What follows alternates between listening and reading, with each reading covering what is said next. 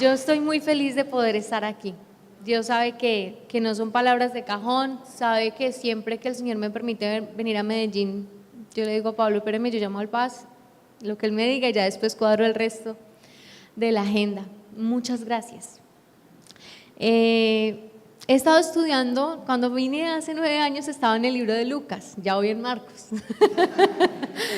Y entonces hay un sermón en el libro de Marcos, le estaba diciendo al pastor, en el capítulo 8 y tengo otro buenísimo en el 9, toca que me inviten otra vez. Pero entonces nos vamos a ir en orden, ¿no? Nos vamos a ir en orden. Entonces vamos a ir a Marcos 8 con el permiso del Señor. Marcos 8. Resulta que el libro de Lucas, yo me acuerdo que les dije que eso era para los griegos y siempre lo ilustraba con la película, ¿cuál? ¿Con cuál película de los hombres chocolatinudos? Con 300. Yo les decía, ¿ustedes han visto la película 300? Sí. Bueno, los que se la habían visto. Luego me di cuenta que mucha gente no ve cine como yo, entonces que tenía que buscar otra ilustración. Entonces Marcos ya no le está hablando a los griegos, sino que le está hablando a los romanos. Entonces cuando yo le digo Roma, ¿usted qué se imagina? ¿Qué se imaginan? A ver, imaginación. Estamos además en Semana Santa. Cuando yo le digo romanos, ¿usted qué ha visto? Sangre, muerte. No, Roma. Yo me imagino un señor con una escoba en el casco, ¿sí? ¿Cierto? Y la capita, ya no son así cuajos fuertes, sino que ya el César es como más bien, como delicadito el César, ¿cierto? Ya cambiamos de imperio. Entonces Marcos le está hablando a los romanos y les está hablando, ¿y ellos son el imperio o son los pobrecitos? El imperio. Entonces nosotros estudiamos por lo general la Biblia por capítulos, pero Marcos se sentó y escribió eso de corrido, entonces tenemos que entender qué es lo que les está diciendo. Entonces resulta que los romanos tenían una mirada muy elitista, muy alta, porque pues eran el imperio. Entonces todo el tiempo Marcos está presentándoles a Jesús como un siervo. Les está diciendo que Jesús no vino a ser servido, sino a servir. Y todo el tiempo les está recalcando esa idea. Entonces yo quiero que miremos en este momento qué es lo que Marcos quiere contarles aquí en el capítulo 8, ¿sí? Entonces vamos a mirar el versículo 15. Dice Marcos 8:15. Y les mandó diciendo, mirad, guardaos de la levadura de los fariseos y de la levadura de Herodes. Y discutían entre sí diciendo, es porque no trajimos pan. Y entendiéndolo Jesús les dijo, ¿qué discutís? Porque no tienen pan. No entienden, no comprenden, aún está endurecido su corazón. Tienen ojos, pero no ven. Tienen oídos, pero no oyen. Y no recuerdan cuando partí los 5 panes entre los 5,000. Yo no sé si las mujeres se van a identificar conmigo, que uno muchas veces tiene una discusión con, vamos a decir, no con el esposo porque mi esposo vino, una discusión con la profesora del niño, una discusión con el de la tienda, uno tiene la discusión y a uno le han enseñado, los problemas del trabajo se quedan en el trabajo, pero uno no los deja en el trabajo, uno se los trae a lavar la loza, entonces uno está lavando la loza y repitiendo. Y el marido le dice a uno, ¿qué está hablando? Nada, porque uno vuelve y mastica el problema, lo rumia, ¿cierto? Empieza, yo hubiera dicho, yo hubiera contestado, yo por qué me quedé así, vea, todas las hermanas me están haciendo que sí. Pues resulta que Jesús tampoco sabía dejar los problemas de la playa en la playa. Él los problemas de la playa se los llevaba a la barca. Entonces acababa de tener una discusión en la playa con los de Herodes, ¿no? Yo no sé qué les estaría diciendo, pecadores, bueno, no sé. Y se sube al barco y en vez de dejar los problemas de la arena en la arena y entrar al barco, se los lleva. Y entonces les dice a los discípulos, cuidadito ustedes se dejan contaminar con la levadura de los herodianos, cuidadito con esa levadura. Y entonces dice Mateo, ve Pedro, usted subió el pan. Y entonces dice Tomás, eso le tocaba a Judas. Y entonces empieza el otro, y Jesús, cuidadito con la levadura. Y entonces él le dice, pues yo traigo. Y entonces Jesús, entendiendo que ellos están hablando eso, les dice, yo me imagino la piedra de Jesús. Ustedes no han entendido. Tienen ojos y no ven, tienen el corazón endurecido. Yo les estoy hablando de cosas que espirituales y ustedes están pensando con la barriga. Entonces Marcos está diciendo otra vez que tienen que pensar con el espíritu. Dice, tienen endurecido el corazón. Y les dice, yo les recuerdo que yo puedo multiplicar el pan. Con ese uno que tienen calentado Tomás, con ese comemos todos. Pero ellos endurecidos tenían su vista en las cosas de la tierra y no en las cosas del cielo. Inmediatamente después Marcos nos cuenta otra historia que no tiene nada que ver con Herodes, no tiene nada que ver con la playa ni con el mar, sino una historia de un ciego. Entonces sígame por favor en la lectura. Mire el versículo 22, ¿qué título tiene? Un ciego sanado en Betsaida. Dice, entonces tomando la mano del ciego, le sacó fuera de la aldea y escupiendo en sus ojos, le puso las manos encima y le preguntó si veía algo. Él mirando dijo, veo a los hombres como árboles, pero los veo que andan. Luego le puso otra vez las manos sobre los ojos, le hizo que mirase y fue restablecido y vio de lejos claramente a todos. Y lo envió a su casa diciendo, no entres en la aldea y no digas a nadie en la aldea. Bueno, resulta que está el ciego, ¿no? Está ahí tiradito pues. Y entonces, que no veo, listo. Tráiganme el aceite de la unción. Entonces Pedro otra vez. Que el aceite para orar por el ciego, para ungirlo. Y entonces todos los discípulos, está cerrada la droguería, Señor. Entonces, ¿qué encontró en la mano de Jesús? Babas. Lo escupió. Y llega y le echa babas y ¿qué más? Y barro. Y le pone eso en los ojos. Vamos a pensar las cosas. Le dice, ¿puedes ver? ¿Usted ha pensado uno con barro y babas en los ojos si puede ver? Entonces, claro, el cieguito hace, veo borroso. Yo también vería borroso, porque es que eso es lo lindo de la Biblia, ¿no? Uno le empieza a poner sentido, pues claro, hasta que, ¿qué hizo el Señor Jesús? Lo volvió a tocar y por segunda vez, ahí sí el ciego dice que ve bien. Entonces nuevamente Marcos está hilando una historia, nuevamente nos está hablando de ¿qué? De visión, de ver bien, no de ver las cosas con las necesidades físicas, con la panza, no de ver las cosas en nuestra humanidad, sino de ver correctamente.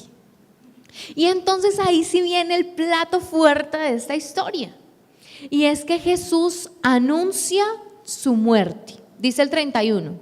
Y comenzó a enseñarles que le era necesario al Hijo del Hombre padecer mucho y ser desechado por los ancianos, por los principales sacerdotes, por los escribas y ser muerto y resucitar después de ¿cuántos días? De 3 días. Marcos está diciendo, yo necesito que ustedes entiendan bien lo que les quiero decir. Necesito que abran sus ojos, y es posible que tú ya hayas recibido al Señor Jesús, pero aún veas borroso el propósito del sufrimiento en tu vida. Es posible que aún veas borroso el por qué a Cristo le fue necesario padecer y a ti también. Y quiero pedirte que por favor inclines tu rostro y vamos a orar al Señor y le vamos a decir, Señor, en esta mañana te rogamos que nos permitas ver correctamente, Señor. Permítenos, Padre amado, ver, Señor, como tú ves el sufrimiento y el dolor que atraviesa en mi vida, Señor. Por favor, en el nombre de Jesús, permítenos ver con claridad, Señor. Amén y amén. Nosotros somos una generación alérgica al dolor. Los niños cuando se caen y se les va a hacer la curación, ellos no dicen, mami, gracias por este isodine, gracias por este alcohol que arde. No, ellos ¿qué dicen? Cuando ya lo ven a uno con el algodón sobre la herida, porque uno no avisa, ¿no? Uno es baña a lo que va. ¿Y qué dicen ellos? ¿Qué dicen? Me va a doler. Y no le va a doler menos de esa herida, menos del raspón que se hizo. Y nosotros somos así. Nosotros somos la generación más blandita emocional que ha existido, ¿sí? Anteriormente, vean, nuestros abuelos, nuestros padres cuentan unas historias durísimas. No, a mí me sacó la guerrilla, mi abuelo me mandó al monte a trabajar, no, yo no tenía sino unos zapatos, a mí me tocaba dejarle el saco de mi uniforme a su hermano, a su tío, y ellos súper bien emocionalmente fuertes. Nosotros no, nosotros somos una generación que todo es con anestesia, ¿sí? Entonces, claro, y así nos han enseñado. Cuando uno le dice algo a alguien duro, dicen, uy, ¿se lo dijo? Sin anestesia. Nosotros no somos una generación fuerte, no somos una generación firme. Nosotros somos la primera generación que deja de hablar porque lo miraron mal. Eso no existía antes. Me mira mal, pues yo lo miro mal y luego nos miramos bien. Pero ya no. Todos estamos pendientes de que si nos va a doler. Y muchas veces como cristianos venimos a la iglesia para que nos digan, pare de sufrir. Venimos a la iglesia para que nos digan que todo va a estar bien, que si usted compra esta agüita, que si usted compra este velo, que si usted viene y toca el manto, ahorita no me va a jalar la falda porque no le va a pasar nada, hermano, que si yo la toco a ella, que si yo hago, ya, mis problemas van a quedar resueltos. Y es que desde que yo soy cristiano, el gigante se va a derrotar. Y oiga, amén, Dios es fiel. Pero Dios no es una cláusula o una póliza anti-sufrimiento. El sufrimiento debe tocar tu vida. Di, el sufrimiento debe tocar mi vida. Y esa predicación es una predicación que por eso los hice reír al principio. Porque es una predicación fuerte. Nosotros necesitamos comprender el porqué del sufrimiento. Pero mire lo que pasa en el versículo 32 y 33. Esto les decía claramente, o sea que ellos van a ¿qué? A sufrir. Entonces Pedro le tomó aparte y comenzó a reconvenirle, o sea, a convencerlo de que no le pase eso. En otras versiones dice que tal cosa no te acontezca. Y Jesús lo corrige en privado, ¿verdad? No. Dice, pero él volviéndose y mirando a sus discípulos, reprendió a Pedro diciendo, quítate delante de mí, Satanás, porque no pones la mirada en las cosas de Dios, sino en las cosas de los hombres. Nuevamente, ¿qué nos está diciendo Marcos? Poner la mirada. Pedro tampoco quería sufrir. Pedro tampoco quería que su maestro le fuera quitado. ¿Quién de nosotros con facilidad dice, sí, Señor, que venga a mí el sufrimiento? Estoy listo, al dije. Ninguno de nosotros hace esa oración. Ninguno de nosotros viene a la iglesia para sufrir. Sin embargo, Jesús reprende a Pedro y le dice, cuando tú quieres evadir el sufrimiento, estás hablando de parte de Satanás. Tú quieres que yo no vaya a la cruz, pero si yo no voy a la cruz, no hay salvación. Entonces eso nos lleva a pensar en otra forma, y es ¿cómo puedo tomar la cruz? ¿Cómo puedo tomar la cruz? Le cuento que para mí es muy difícil contarles esta predicación, porque ustedes me escucharon, y creo que la última vez que me paré aquí en el altar, yo estaba en embarazo de mi segundo bebé, y yo les conté cómo tomé por equivocación un medicamento que se llama ivermectina, que hace que muera el bebé y el bebé fallece, ¿sí? Y yo cuando vine aquí, yo les dije, yo tomé ese medicamento por accidente, por equivocación, pero el bebé siguió y yo vine estando embarazada. Y un mes después tengo un sueño con una mano grande y un bebé, un niño, un varón, y una luz. Y yo pensé que Dios me estaba confirmando que es un varón. Pero resulta que Dios me está diciendo, esa noche me lo llevo. Y para mí fue un choque de trenes, porque yo estaba esperando contar el milagro.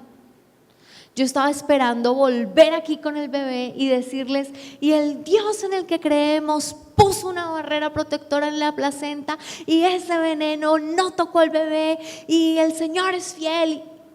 Y no pude cantar el grito de victoria. Y para mí vino un momento donde yo tuve que frenar todo lo que yo consideraba que Dios hacía por mí. Dice la palabra del Señor, y comenzó a enseñarles que le era necesario al Hijo del Hombre padecer mucho y ser desechado por los ancianos y por los principales sacerdotes y por los escribas, y ser muerto y resucitar después de tercer día. En el capítulo anterior, el versículo 28 de Marcos 8 dice que él preguntó, ¿quién dice la gente que soy yo? Y ellos dijeron, un profeta. Jesús sabe que está a las puertas de la muerte y sus discípulos no tienen ni idea que Él es el Cristo. Jesús sabe que ellos están a las puertas de que empiece la diáspora y la persecución más grande que han enfrentado, pero ellos no reconocen que Él es el Mesías. Cuando estábamos en la cama, en la clínica, 3 horas después de morir nuestro bebé, yo no quería hablar nada, pero empezamos a hablar en lenguas. Y mi esposo y yo ahí en la habitación empezamos a orar y decíamos, Señor, yo no entiendo esto, pero tú eres Dios y tú eres bueno y tú me amas. ¿Cómo me estás amando con esta situación? No tengo la menor idea, pero tú me amas. Si tú quieres tomar la cruz y si tú quieres poder atravesar el sufrimiento, lo primero que tú tienes que hacer es reconocer que Él es el Cristo, tu Salvador, el Hijo del Dios viviente. Reconocer que no es un Dios más. Reconocer que no estás aquí porque aquí cantan y son más chéveres y si no estarías en la procesión. Reconocer que con o sin provisión no vas a volver al brujo. Reconocer que con o sin sanidad tú vas a seguir reconociendo que solo Él es Dios. Debe quedar atrás el tiempo donde tenías un pie en la iglesia y otro pie en los negocios torcidos. Debe quedar atrás el tiempo donde tenías un pie en la iglesia y con el otro pie estabas engañando los informes, maquillándolos, comprando casas con subsidios falsos.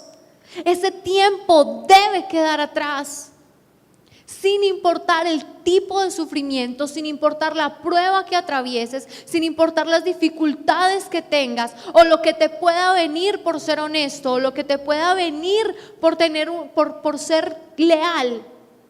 Cristo sigue siendo Cristo.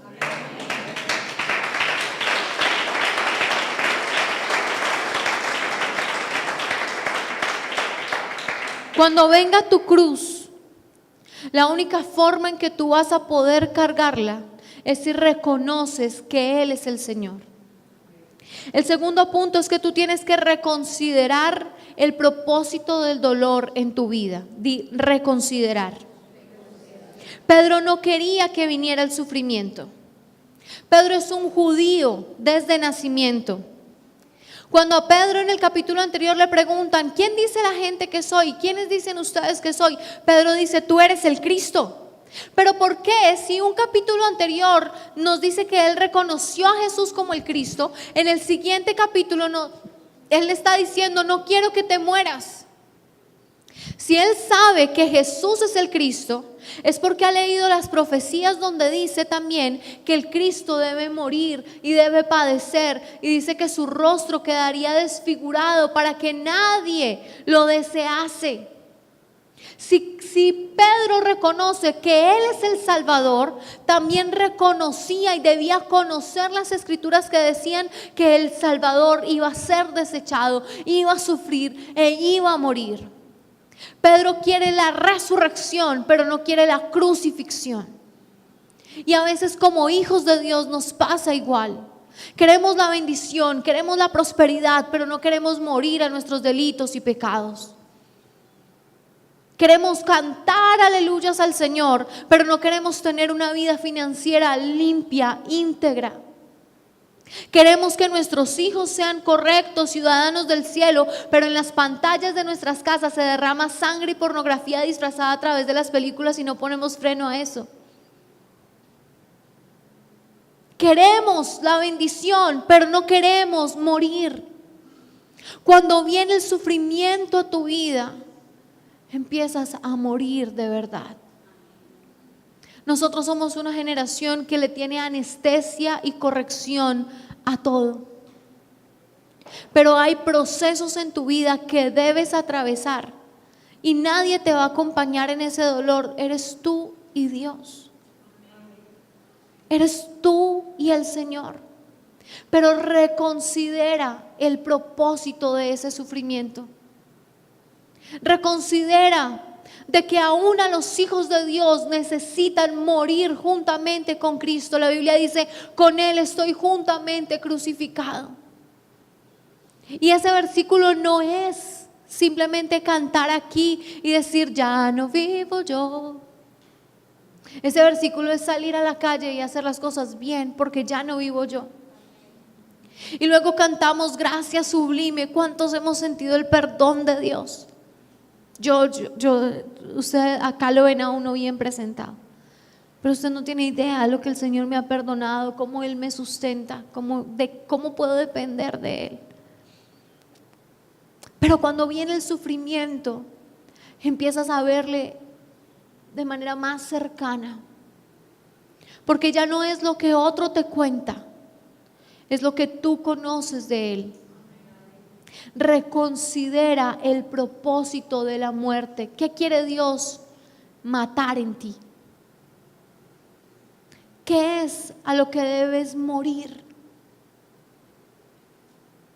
Esta sociedad en la que estamos es una sociedad que está cambiando aceleradamente.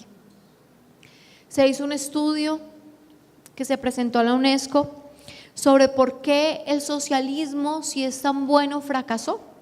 Porque aparentemente es bueno, ¿no? El postulado marxista de la igualdad para todos suena bien. Y entonces, ¿por qué fracasa? Pues por supuesto que tiene muchos tintes, pero dentro de lo que los socialistas dicen es porque la gente cree en la familia, cree en Dios, cree en la Biblia y cree en las instituciones. Entonces hay que derribar esos 4 postes que tiene la sociedad para que se genere un populismo efervescente que haga que la sociedad cambie. Entonces usted va a notar cómo hay una avanzada en contra de la familia, cómo hay una avanzada en contra de la institución iglesia, institución Estado, cómo hay una avanzada en contra de los principios de lo que era bueno y lo que era malo. Y vas a ser probado y voy a ser probada, porque lo que antes era obvio, hoy ya no lo es. Antes era fácil condenar al ladrón.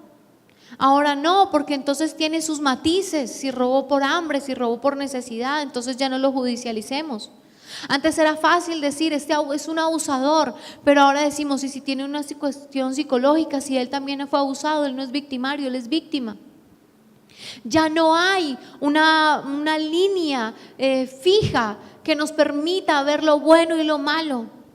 Y entonces la cruz de Cristo va a ser más visible para ti cuando tengas que presentar un informe sin maquillar.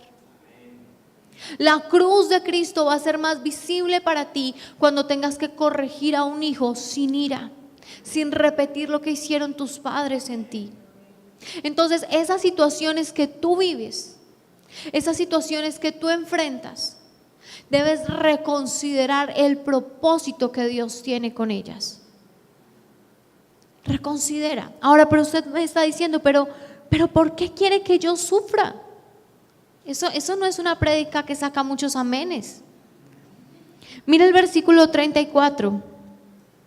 Y llamando a la gente y a sus discípulos les dijo: si alguno quiere venir en pos de mí, niéguese a sí mismo y tome su cruz y sígame. Porque todo aquel que quiera salvar su vida la perderá, y todo aquel que pierda su vida por causa de mí y del evangelio la salvará. Porque ¿qué aprovechará al hombre si ganare todo el mundo y perdiere su alma?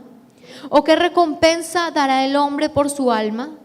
Porque el que se avergonzare de mí y de mis palabras en esta generación adúltera y pecadora, el Hijo del Hombre se avergonzará también de él cuando venga en la gloria con sus ángeles.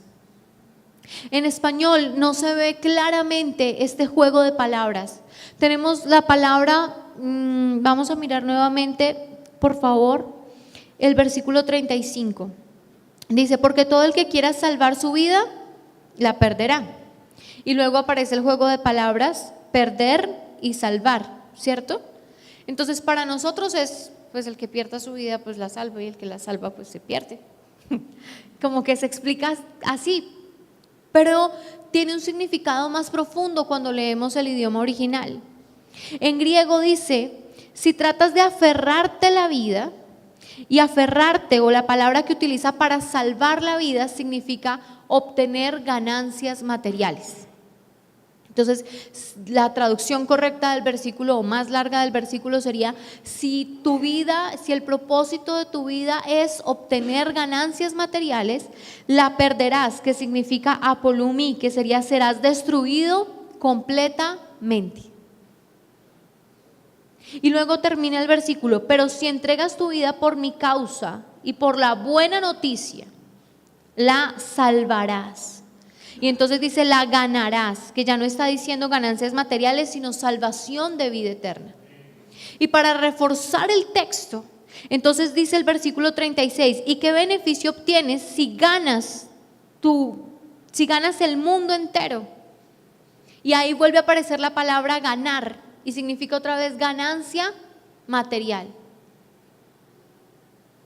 Pero pierdes tu alma. ¿Qué recompensa dará el hombre por su alma? Y nuevamente Marcos nos está diciendo: piensa bien, mira bien.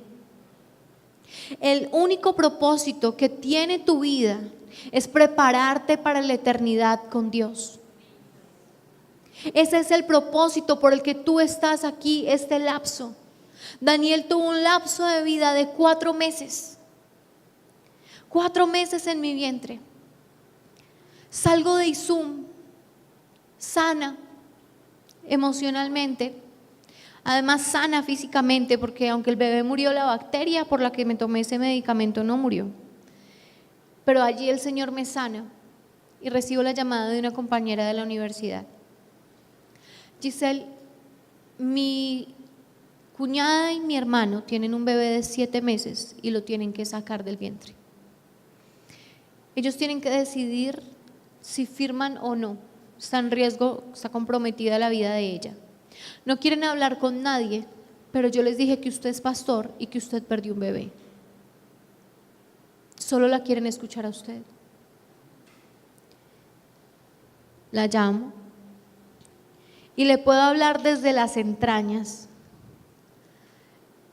Y empiezo a decirle: tranquila, ¿qué decisión vas a tomar? Yo no quiero matar a mi bebé. Listo, entonces firma que no. Dios va a cuidar de ti. Firmó que no y salió. Desde Izum todavía la estaba llamando, desde Bogotá. ¿Cómo estás? Le estoy haciendo promesas al Señor de los milagros. Ya le dije a Dios que si me salva la niña, voy a ir a Uga cada 8 días. Listo, linda, está bien. Dios tiene poder para sanar. Vamos a orar al Señor, vamos a orar. Pero yo sentía en mi corazón que no. Pero no le podía decir ese totazo, ¿cierto? Su bebé se subió al techo. Y empecé a orar por ella. Y le dije: ¿cómo estás? Hoy tengo control. Listo. Si el niño se salva, si la niña se salva, amaré a Dios, le serviré, iré a Buga, empezaré, mi esposo se comprometió con el sacerdote para servir de ahí, no sé cuál es el nombre correcto, pero ahí va a estar. Y si no, y se quedó callada. Y si no la salva, no diga eso. Linda, el amor hacia Dios es sí o no. Yo lo amaré. ¿Quieres recibir a Jesús? Sí. Bueno, ese día yo viajaba para Armenia, la bebé nació, se la entregaron al papá, lo miró y murió. Cuando llegamos a Armenia, pues lo primero que hicimos fue visitarlos. Esa primera charla, lo único que dijimos fue: mi nombre es Giselle, mi nombre es Pablo, y los cuatro nos pusimos a llorar.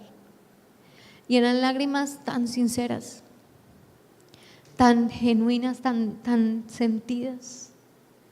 Ay, es que todo, porque la gente es muy irrespetuosa, o sea, la gente dice cosas que no se deben decir. Yo aprendí que cuando uno no tiene nada que decir es mejor dar un silencio amoroso.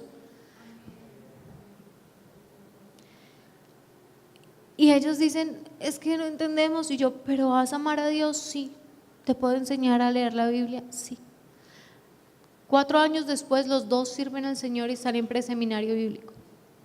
Mi hijo Daniel, con 4 meses, ganó una familia para Cristo Jesús.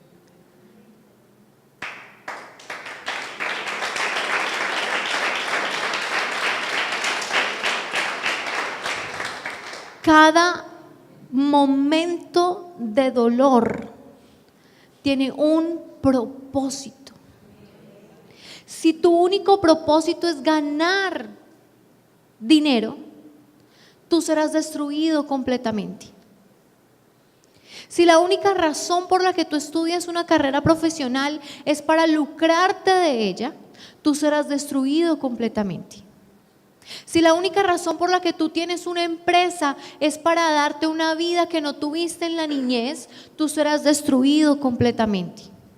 Si la única razón por la que tú vives es para tener una vida y un futuro estable, tú serás destruido. Pero pastora, ¿qué es eso? Eso es antievangélico.